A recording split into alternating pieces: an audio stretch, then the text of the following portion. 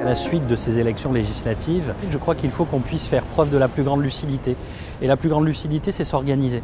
Et notre organisation, eh bien, elle innove, elle est nouvelle, puisque sur la précédente législature, nos accords, nos alliances étaient au sein du groupe UMP.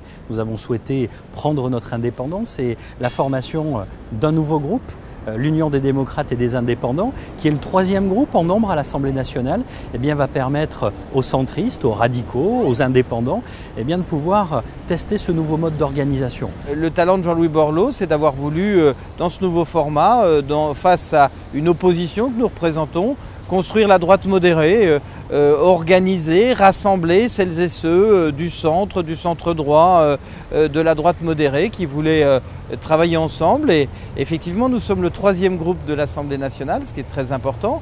Nous voulons montrer qu'il y a une force clairement à droite, mais clairement différente de l'UMP. Ça va nous permettre vraiment de commencer à travailler sur le champ des idées et du projet de société, pour faire émerger un nouveau courant de pensée politique en France. Et là, le Parti radical, avec toute sa force de militants solidement ancrés sur le territoire, sera vraiment pour nous une grande chance. Et alors, à la surprise générale, c'est un groupe de quasiment 30 parlementaires. Personne ne croyait tout ça. Tout ceci est le fruit d'un processus, je rappelle. L'identité, notre identité, puis notre indépendance politique par un congrès à une large majorité, notre indépendance financière. Ce qui veut dire qu'on pourra repartir dans des combats politiques avec des propositions pour les Français, mais en comptant sur nos propres forces en termes de militants et également sur le plan financier. C'est-à-dire que nous nous sommes donnés aujourd'hui des moyens, peut-être pas extraordinaires, mais des moyens de notre autonomie et de notre liberté dans les choix politiques que nous aurons à faire dans les années à venir. Ça nous a permis d'aller au contact des gens, de faire passer nos idées qui n'ont pas pu passer à travers la campagne des présidentielles, puisqu'elle a été axée sur des propositions, en tout cas très droitières. On n'a pas eu d'espace d'existence, d'expression entre la gauche et l'UMP. Donc on a eu l'occasion de défendre nos valeurs, de défendre nos idées, de parler de la République, de parler de solidarité et de parler aussi de réconcilier l'économie et le social.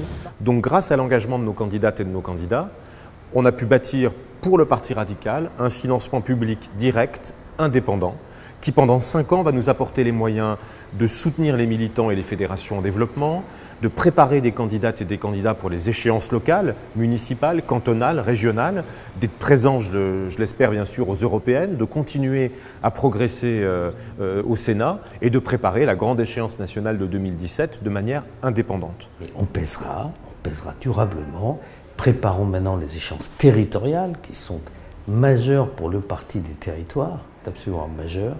Essayons d'avoir un nom commun, ça sera l'offre politique de la rentrée. En tous les cas, on a vraiment parcouru un chemin. Ce groupe, il est aujourd'hui constitué dans un très bon climat, dans un très bon état d'esprit. C'est une plateforme de départ extrêmement importante. On aura l'occasion d'en débattre bientôt.